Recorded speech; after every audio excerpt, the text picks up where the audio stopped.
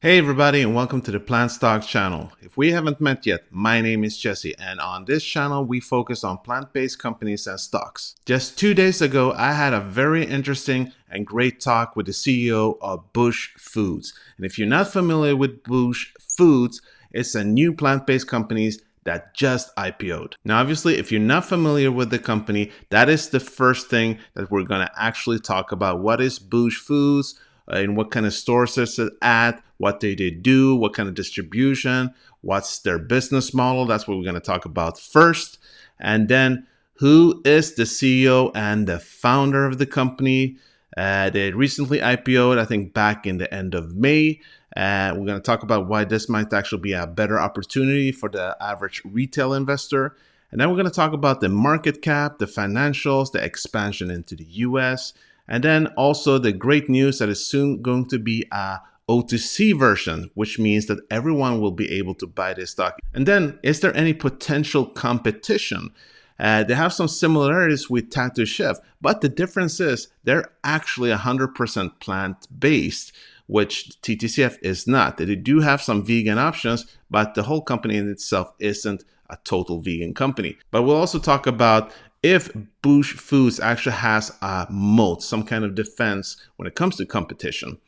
And then we'll end it with talking a little about the Beyond Meat collaboration. And for you who are interested in looking into this company and might want to invest, you could take a look at the Canadian Security Exchange, ticker symbol VEGI, and in the future, OTC version will be VGGIF.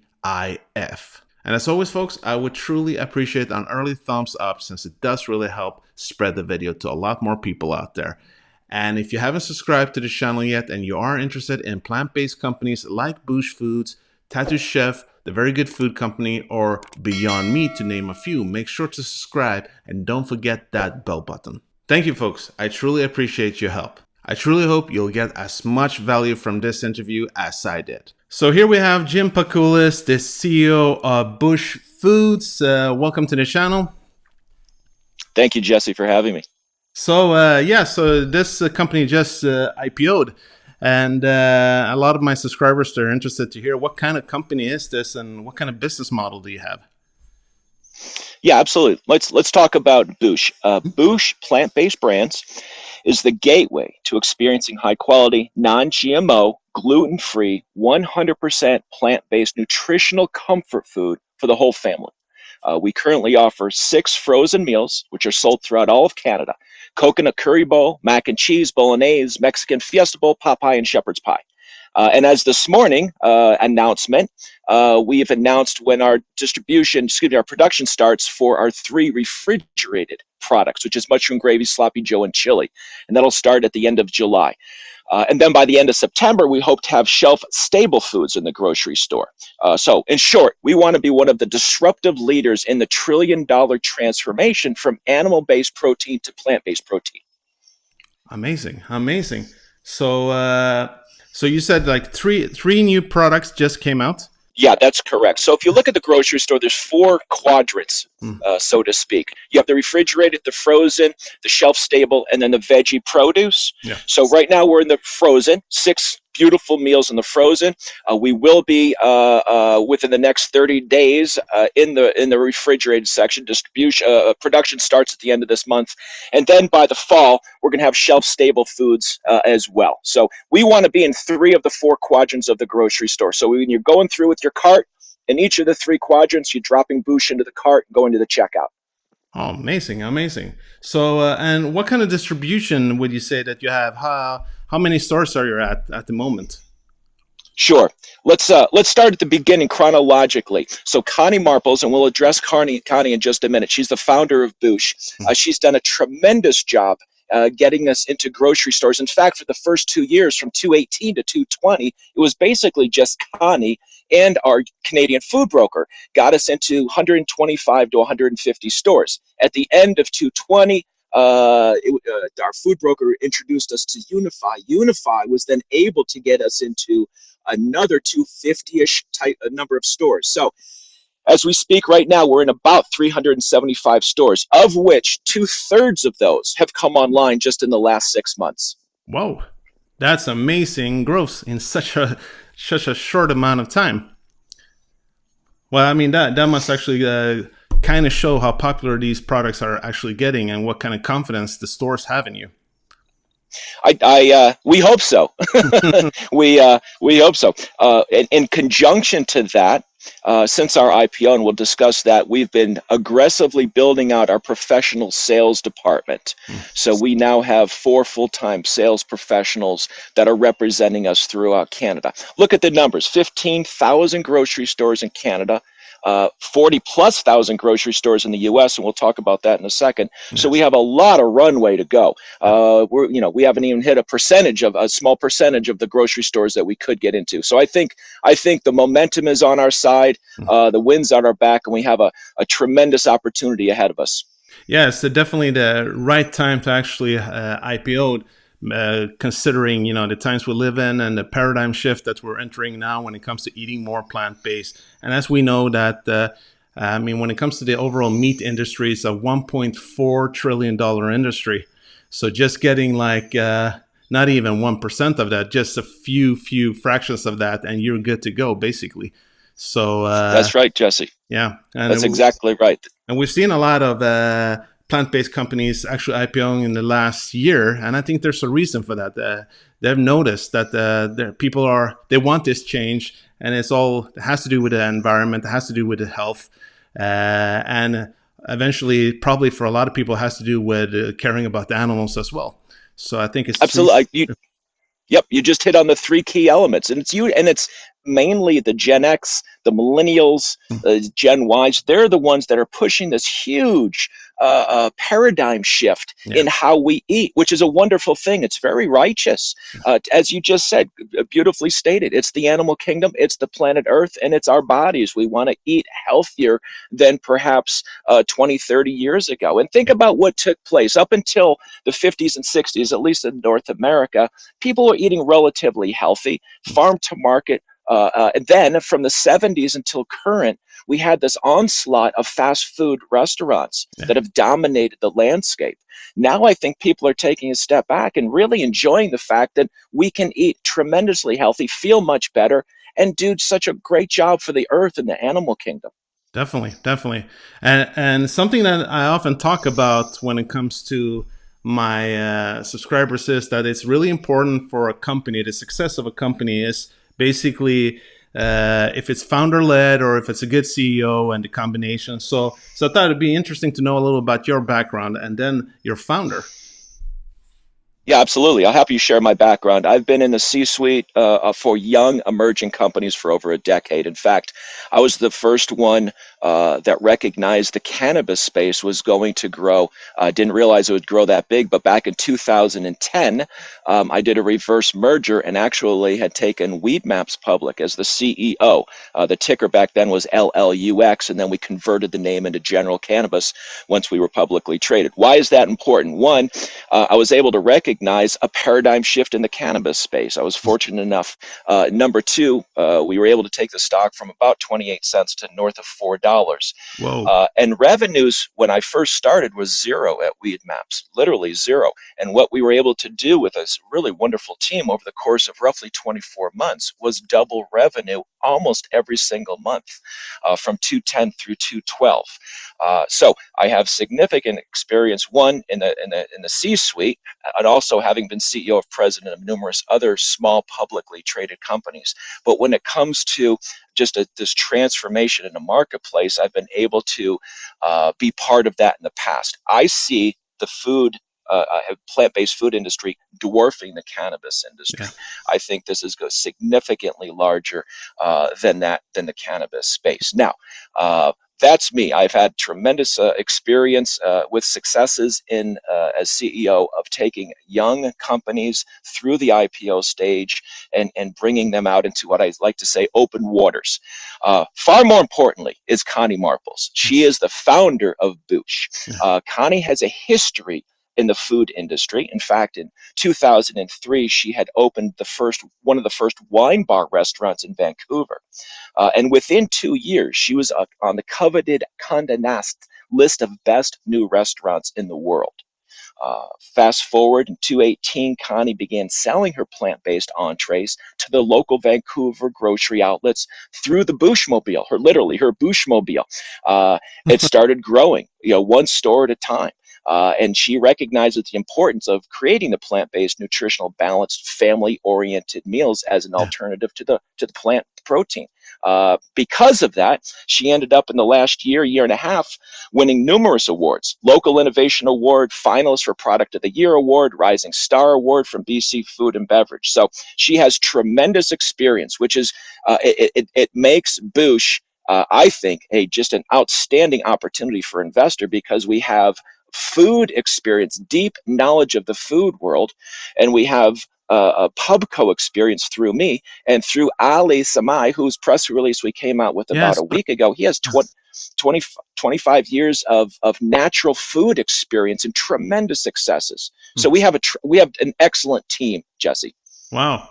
That actually makes me feel really good about this company. And the more I read about it, I've been talking to, I have a couple of friends now who are serious investors. I've been talking about them regarding the company. Thank you. And they're actually looking into the company also more. And so far as I've seen it, it's looking really interesting, I must say.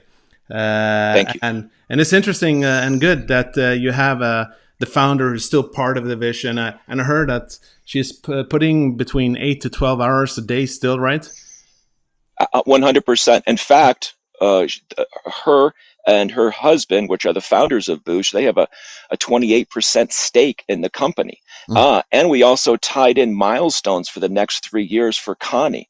So she's not out on the golf course right now. She's busting her tail in the office, and she's going to continue. She's very she loves Boosh. It's from the heart, and we all want to make it a tremendous success. And we are all rowing in the same direction in this one. Awesome. But the interesting thing is your name, actually, Boosh, because I'm talking a lot about Canadian companies, and my closest friend that I've known for 30 years now, he's Canadian actually, but the word Boosh, the name Boosh, what does that come from? Where does that? Yeah, there's two different definitions. The literal is mouth. And then the urban one, if I recall correctly, it has to do with the joy and love of eating food. Perfect. So perfectly placed then, I guess. Connie created it. She did a great job. Nice. So you recently IPO'd. You IPO'd around 50 cents. Is that accurate? Yes. So, it went up quite quickly in just a few days, up to like 110 or 120. That's correct. We have, Jesse, somewhat of a unique model, and it's contrarian to what most people do in this situation. Let me explain what a lot of people do. When they go public, if they have the opportunity to take in $5 or $10 million, they will. We try to be as non-dilutive as possible, which is key to your investors and your subscribers. So we did a 50-cent IPO, raised $2.85 million. We actually had interests of $8.5 million to come in, but we didn't want to take it because we would have to issue 17 million shares. Instead, we just issued 4 million shares at 50 cents. We are adamant in regards to doing everything we can to protect the shareholders, the investors, the founders, the employees, all stockholders as we grow the company. It's discipline. We're very disciplined. Now, the goal is, predicated on an appreciating stock price, we can go out and do another offering. What we also did, Jesse, was tied to our 50-cent shares were $1 warrants. And also a small round of pre-IPO financing had $1 warrants. Why is that important? Once the stock is in the $1.50 to $2 range, most likely, a lot of this warrant money is going to come in, roughly $10 to $12 million. Why is that important? I don't have to go out and do a roadshow. Management doesn't have to stop doing what they're doing, and we don't have to pay a commission on those fees. So we really premeditated this concept in regards to how to properly do this IPO, and we're happy with it. Now, as I mentioned, 28% inside ownership. that's wonderful for shareholders to know that the founders are still in the game and will continue to be in the game. Another very interesting thing, we have less than 16 million shares outstanding. So we think that is a very conservative number, especially since a lot of companies 50, 100, 150 million shares outstanding. We try to keep it as conservative as possible. And one last thing is that we have over 1,100 investors, retail investors, that invested in the pre-IPO and the IPO.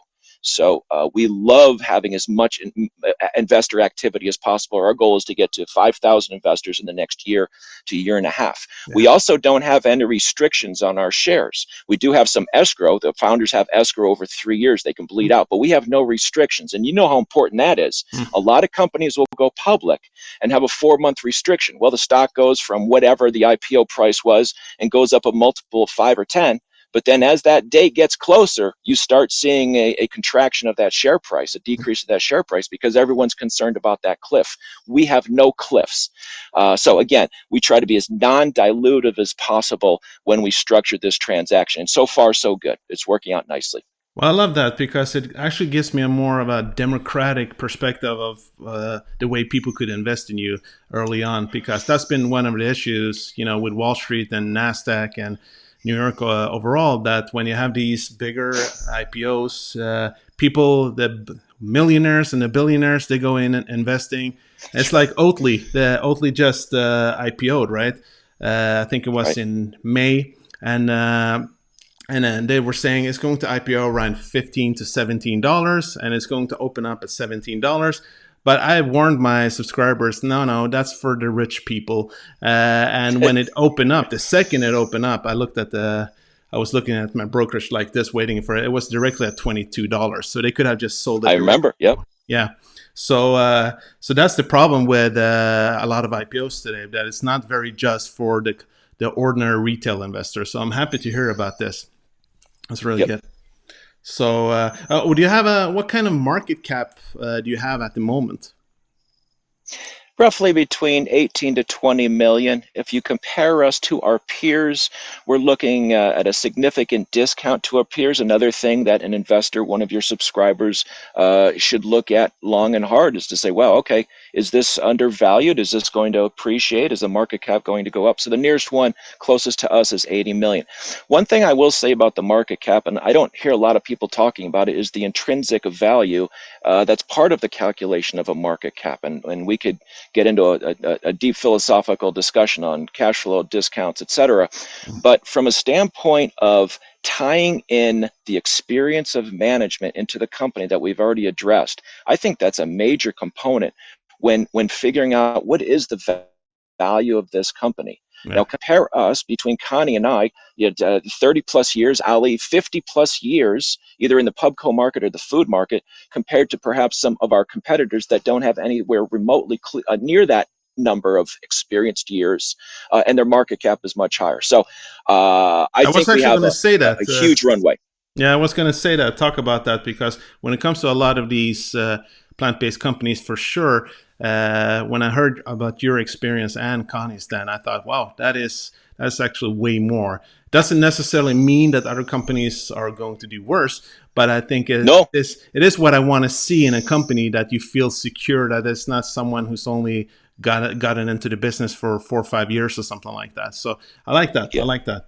And when it comes Jesse, I'm sorry, let me just add one more thing, tying all that together. As far as all of us rowing in the same boat, I don't take a compensation. I don't have a salary. My compensation is tied to warrants. I have to pay 50 cents for my warrants. I'm just like retail investors. So I'm spending 100% of my time and efforts to make this a success. But at the same time, I feel it important that every single dollar be allocated to the growth of the company, as opposed to, some prospectuses I see where senior management is just like, what the heck are you doing? It's a lot of money going out the door. Yeah. So we align ourselves very much so to the investment community. Yeah. Well, that's great. I think that's really good. I think that's what maybe Elon Musk is mostly respected for, that I'm not sure about now, but basically the last couple of years he hasn't taken any pay either. He just has his shares. Obviously, he's pretty set there for the next couple of 100 years. Yeah, a little different between me and Elon, but but still interesting though. But when yes. it comes to then the overall financials, when we're talking about that, when it comes to cash flow, debt, and stuff like that, so and perhaps revenue. So sure. So what about debt? Zero, no debt. We have no debt on the books. Wow. So do you have when it comes to cash flow, do you feel that you're good to go? You're ready for expansion? Because I thought we'll talk about your expansion plans, but sure. No, let's have a candid conversation about that. Prior to the IPO, Boosh Food was a small, successful in its own right, but a small, emerging, growing company. As you know, studying small companies, there is always a need. If you're successful, ironically, there's always a need for additional cash in order to get the raw materials for production, to produce more, to get it out to the stores. So in this particular case, and tying in COVID to the whole situation, disrupted productivity throughout 2020 and a significant portion of 2021. We stepped in, did the IPO in May, and with those proceeds from the IPO, we now have a very aggressive budget to go to the grocery stores for their marketing proposals, etc. In addition to that, we highly recommend, for our use, we love using ambassadors. Our ambassadors are the individuals that will be at the grocery store giving out the samples, etc., to consumers. That had to stop during the whole COVID situation. We're now slowing getting the ambassadors back into the stores. Number 3, as I mentioned, 2/3 of our stores came online just in the last roughly 6 months. So the orders have been processing, going through. We're not going to start seeing those revenues until Q3, Q4 of this year. To answer your question, I'm very bullish on the revenue flow from this point forward due to everything I just represented. Yeah. Well, that's understandable considering that you 2/3 of your store actually that's the last 6 months. And I have read about that. Not only are you expanding in Canada, but you are planning to move on to the US, and you've gotten a partner with that too now, right? That's correct. We recently aligned ourselves with a very successful US food broker. They were introduced to us through our Canadian food broker, so that we know they're solid, stable organization. Our concept was to make sure we fundamentally are sound in Canada before we migrated south of the border. We feel we are fundamentally sound in Canada. We signed an agreement with this organization. We want to start small in Oregon, Washington area, and then we'll start migrating south and east. With that said, the food broker in the US is blowing up our phone because of the interest in the United States for Boosh. So I think we're going to do very good in the United States. Definitely, because even though my understanding when it comes to where are you based? Is also Vancouver, the headquarters? Yeah. I'm in the headquarters is in Vancouver. Yep, yeah. That's exactly right. I'm personally based in the Southwest US. Nice. Yeah, I can see that beautiful scenery in the background there. So, but yeah, my understanding is that the Canadian vegan capital or plant-based capital is basically Vancouver, right?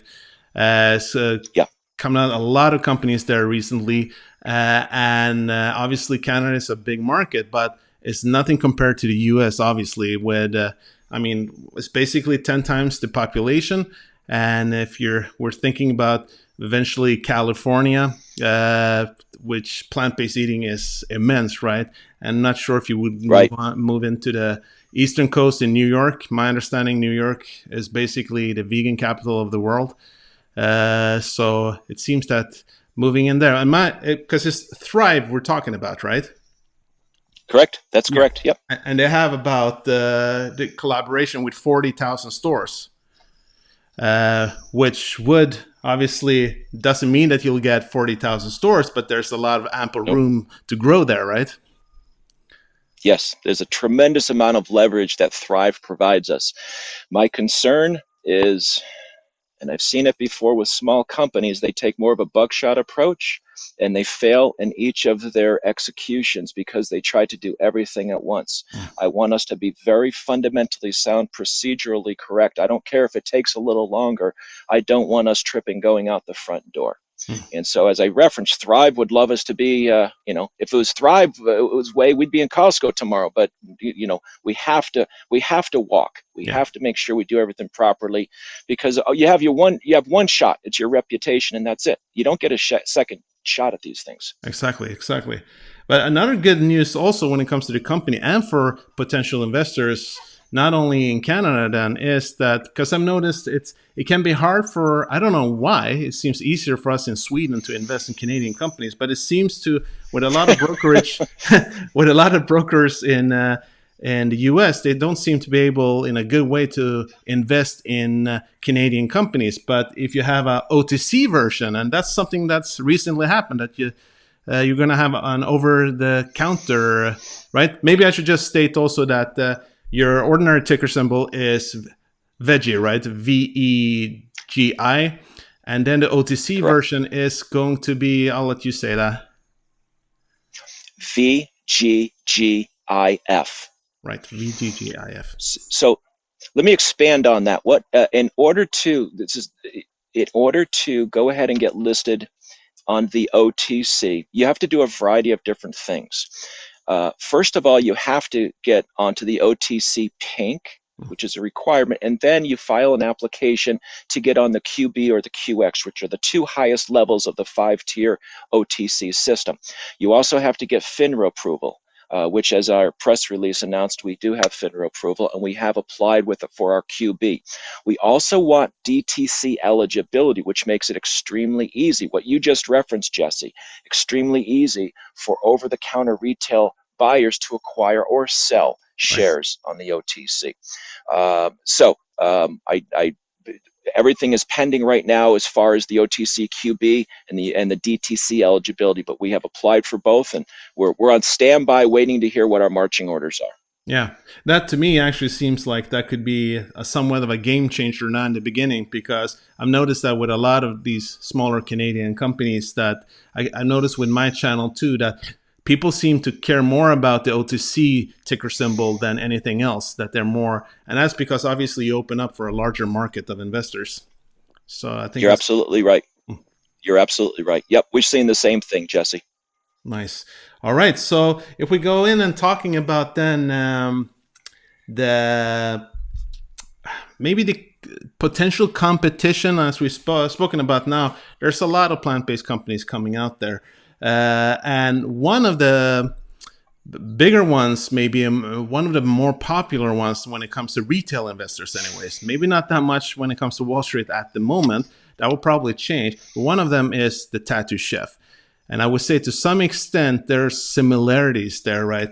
Both having frozen food and you both seem to have this whole foods approach, not 100% whole foods, but like less processed than a lot of frozen food out there, right? So if you would want to expand on that, do you see any similarities, any differences?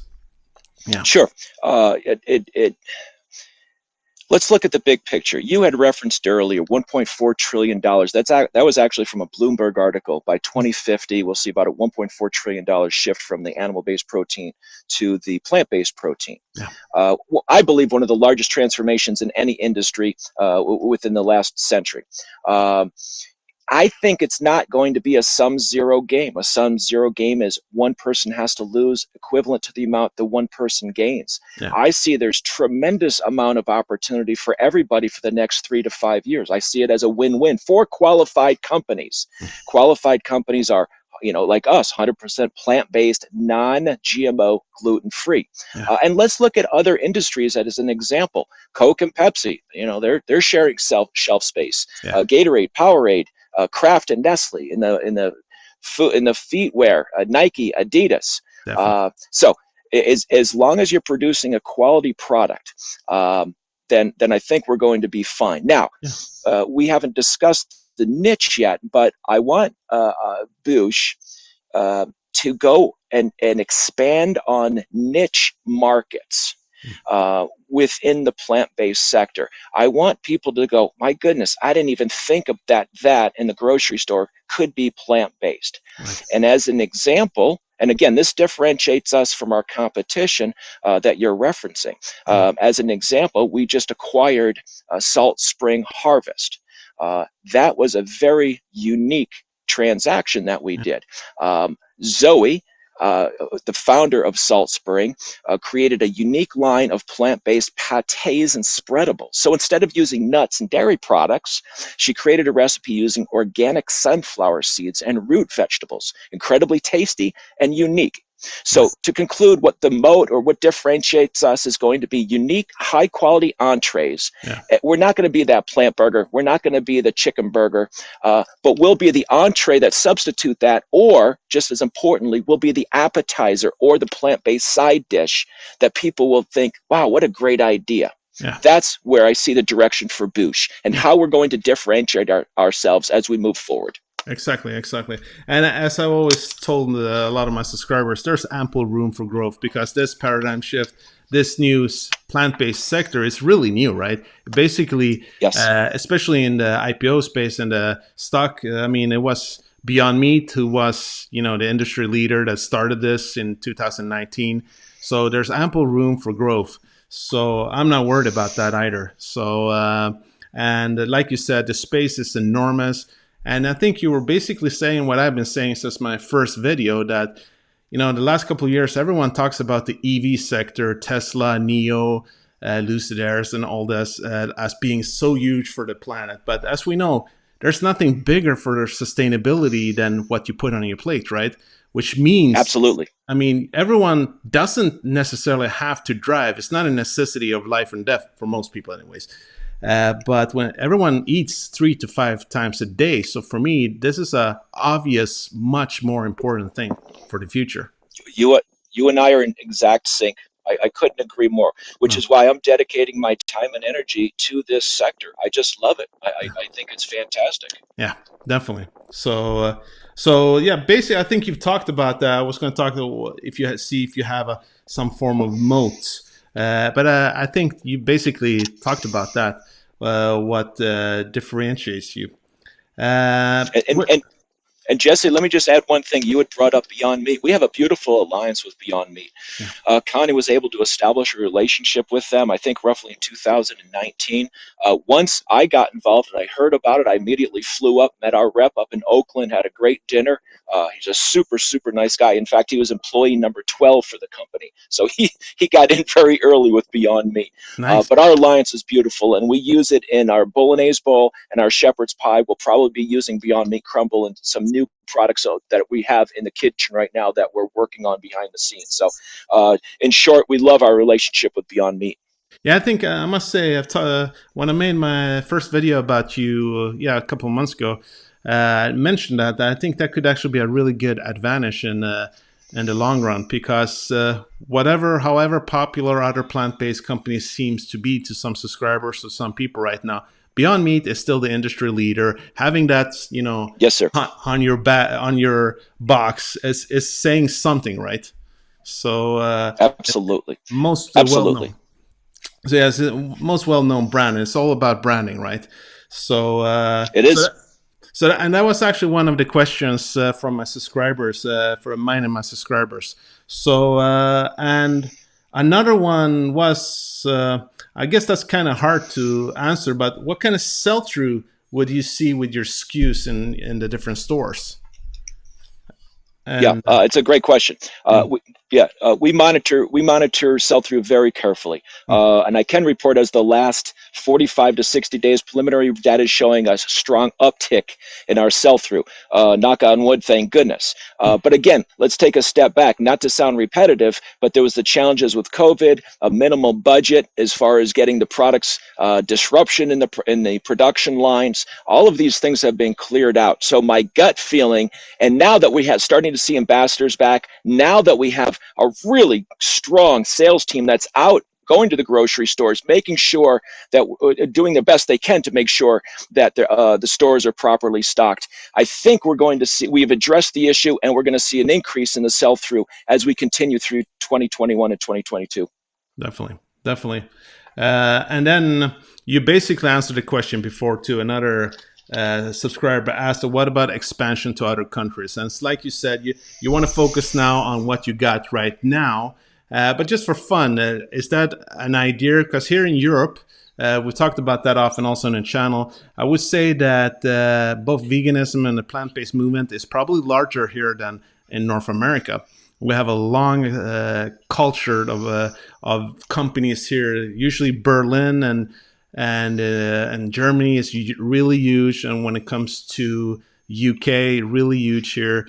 Several other countries as well. But have you had any thoughts about that, like expanding?